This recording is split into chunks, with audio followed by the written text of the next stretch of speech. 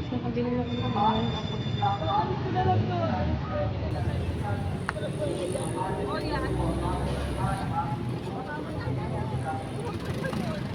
Ate Kato.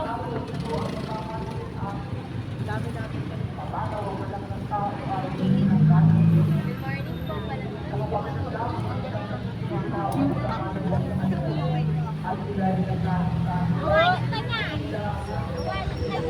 po pala.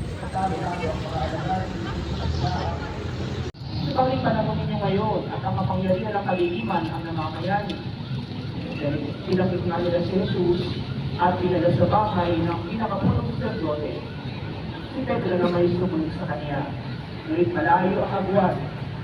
Nang maparitik na ang apoy sa gitna ng patio, naubos pa rin ang mga taong naroon. Pedro nagsimula siya sa Galilea at kayo'y narito na. Nang marinig ni Pilato, tinanong niya kung talagang niya sa Jesus. At ang malamang siya'y mula sa nagkakupang Herodes, kanyang itinadala siya sa taong ito sa noon na may nasa Jerusalem. Tuwang-tuwa ito na makita si Jesus. Marami na siya nabalitaan tungkol dito at matagal na niya.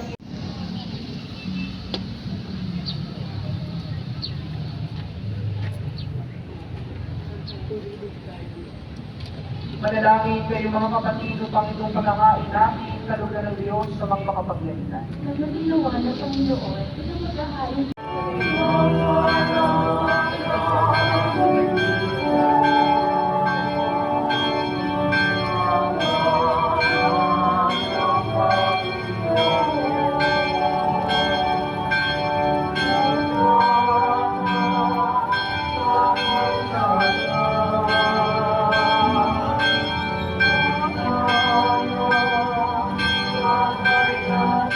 Lumalabas naman yung lalagyan ng daan.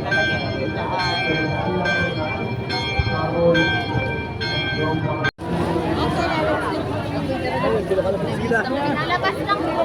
Kasi nag-aaral. Excuse me, lalabas may pag-ispitan. Excuse me lang po. Steady na kayo dyan sa ano, pwesto nyo.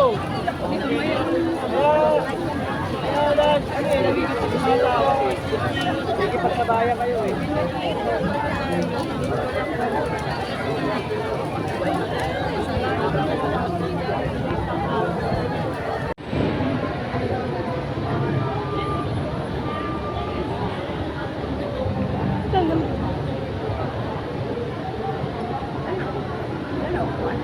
Puno pa pala.